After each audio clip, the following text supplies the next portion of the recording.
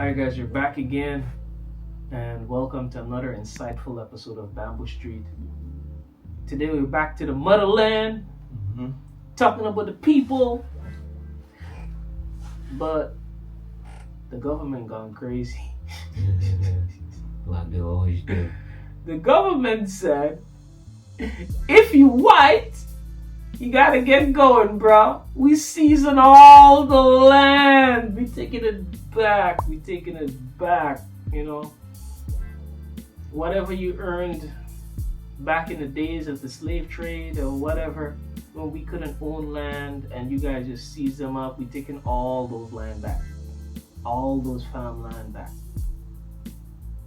And you know what just happened after that? Donald Trump said, okay, you guys got free entry to the US. Just show your documents and you guys can just jump on a plane and just get in. So Donald Trump is basically replacing the immigrants that he shipped out. That's some wild shit. So he's replacing them with some smarter ones. Ones who are actually businessmen. Ain't that a twist? Yeah. Walter, what you gotta say? Yeah, so I want to read this article from the BBC. South African President signs controversial land seizure law. Cyril Ramaphosa has signed a law into allowing land seizures by the state without compensation, a move that has put him at odds with some members of his government. Black people only own a small fraction of farmland nationwide, more than 30 years after the end of the racist system of apartheid. The majority remains with the white majority. So, it replaces the Pre-Democratic Expropriation Act of 1975, which placed an obligation on the state to pay owners he wanted to take the land from. So there was already an existing law, CJ, that says if you want to expropriate the land, you would have to pay the owners of the land, and then you take it. They can't object because you are going to take it anyway. But at least you have to give them some compensation for the work and the time that they put into and the effort into the land. Yeah. Well, that's like normal law.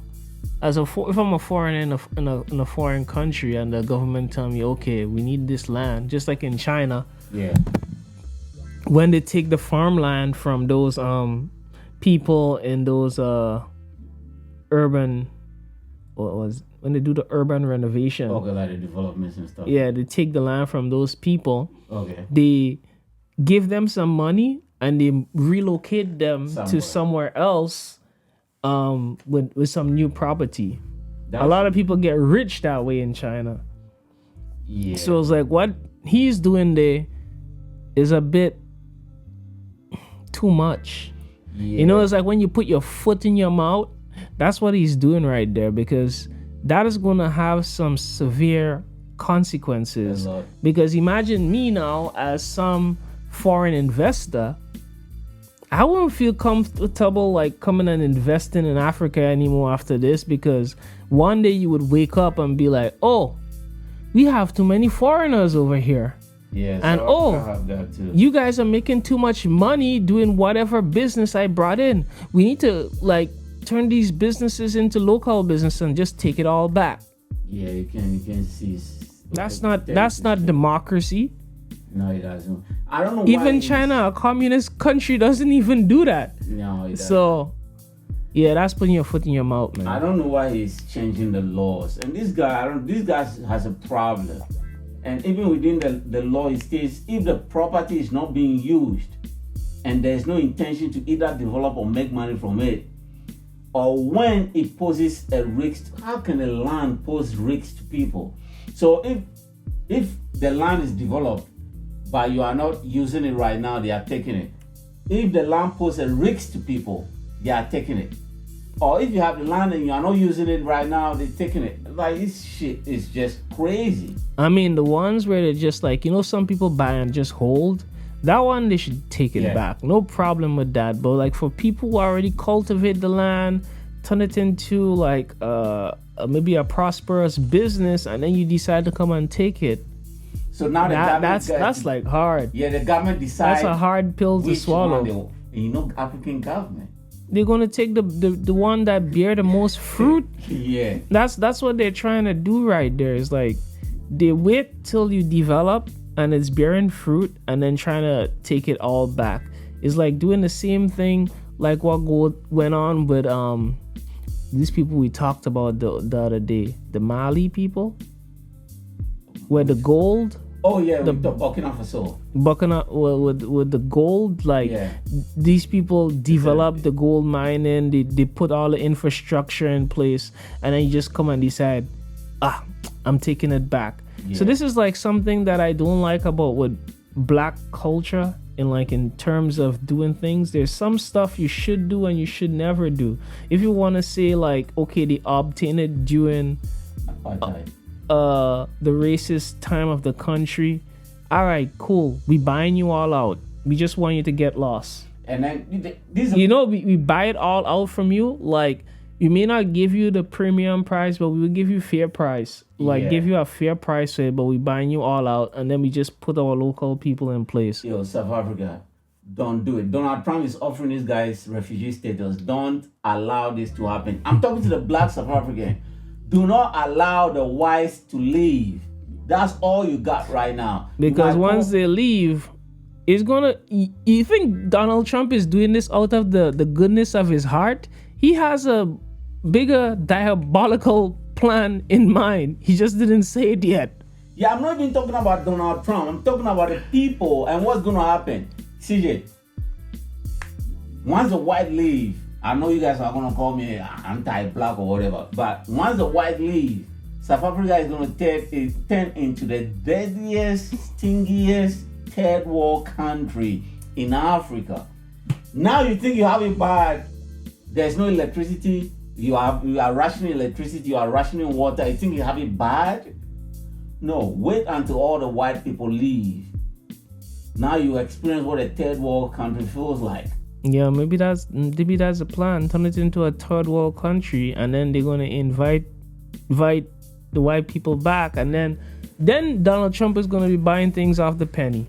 Ever since apartheid was bad, but ever since the white relinquished the power, South Africa has been going downhill. Because the problem is, like, look at what is going on there. In order for them to accumulate power or for them to become stronger, they basically need to rip somebody off. They're not doing it like the business way. Mm-hmm. There's only so much people you can rip off. Yeah. So that's also another reason why it's like the whole continent can't even come together as a whole. Yeah. You're fighting each other. Yeah. You're beating down each other. You're not trying to build each other. Nobody trying to build something by themselves except for a guy, I think, Burkina Faso. You see, like, I come in power. I see, like, people, we have a lot of tomatoes. We can do a tomato plant. Manufacture, produce, and export. Someone who has the mentality and the mindset to say, okay, I'm going to build up institutions. Okay, you see like the white people doing their thing. All right, cool, they're doing their thing. If you want to make them go, before you make them go, start up a local one. Nah, they're not going to do that. Or train enough local people to be able to take it over. So when you pay, like you should pay them to go. You pay them to go, this thing could keep pumping. Sometimes God places some people in your life. You just have to take it for what they are. South Africa, God just placed those white there just to farm the land for you guys. So you guys think, these guys got the land from the apartheid regime and did not pay for it, so we're gonna take it all back and give it to the blacks that don't want to do nothing but kill each other, party. Remember Mugabe in Zimbabwe did the same thing. He took the land from the white Zimbabwean farmers and gave it back to the black people. What did they do with the land? But not only the land, also, like, you taking it that way, the distribution network is going to go down. Yeah. Because a lot of people might not be comfortable continue to buy from you guys just because of how you conduct business. Not even that. You're taking the land from farmers and give it to people who don't want to farm. Most guys don't want to farm. They think they say farming is hard, man. I don't want to be in that bush. Most people don't want to farm, so you're taking the land from the farmers and give it people that grow your food and give it to growers that just want to party or whatever. Maybe build a house on it. Some people are just born to farm, and those South Africans are just born to farm. So they've been doing this for decades. So you want to think Zimbabwe? Look at Zimbabwe now. Mugabe think he was doing something right for the Zimbabweans, and they farming the land. Or what if he wanted to think smart as the business, instead of saying, okay, we taking the whole thing, because you guys took it, we're not gonna let you leave, but the country need to hold a stake in your farming company. You need to get some percentage. Chill back, get some percentage and develop the country. That could work. You know, we're gonna buy in some stake. We're not gonna get in for free, but it's a non-negotiable. We need to own some stake in this company, like as some compensation for what you guys did back there. Okay, cool. No party has a problem with that. Yeah, but just take it's like an investor that you can't say no to. That is the terms, but you continue doing your business. And one thing too, South Africa, let me tell you this, right? I'm in China, right? And anytime somebody's advertising jobs, right? You know the countries they list? US, UK, South Africa, Canada, South Africa. It's not because of your black. No, when they say South Africa, they're basically looking for the white South Africans. But then if you are lucky, you can get in too. You can get in if you have because you have the passport. You see, and I'm a Ghanaian telling you this. Sometimes you have the passport. Once you have the South African passport, it's easier to get a teaching job that way. But if all the white South Africans leave, that passport is going to diminish in value. You see, sometimes God places people in your life just for that purpose, right? So just take it for what it is. Now some Africans are trying to leave. No, don't let them leave. Because of the white people, the South African accent also got recognized in a way. They brought some formality or formal standards to the place, because they never like talk about other parts of Africa in the same light that they talk about South Africa. It's like South Africa is considered like the America of Africa. Yeah. You know, and they want pace to become a developed country. And now you just after Nelson Mandela, crime is through the roof. The most dangerous country to live in is South Africa. I'm not gonna lie to you. Crime is through the roof. They will rob you in daylight and kill you in daylight just for a Rolex watch. Electricity is being rationed right now. Water is being rationed. And the last bristle of hope, you're taking it away. Anyway, bro. Well, I'm sorry for Sharky. Why Sharky? Sharky's in South Africa. No. So Sharky's not from South Africa? No, Sharky is from Central Africa. Oh, my bad. Yeah. My bad. Sharky is from Central African Republic. Okay. Yeah. Anyway, guys, let us know what you think. May God be with the South African people. Yo, have you seen? Hopefully, all these negotiations go smoothly. Have you seen now at the U.S. embassy? No. Oh, the U.S. embassy is packed until I saw a video of because they were like, oh, I can get to America. Yeah. Oh my God, the land of the free, better opportunity, man. I don't got to deal with all this drama.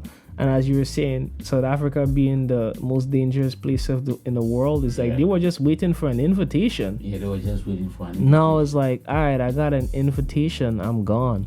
But some wise South Africans are telling them, yo, if you go to America, you're just going to be an ordinary person, you know. At least in South Africa, you have some dignity. Yeah, in America, they will be another ordinary person.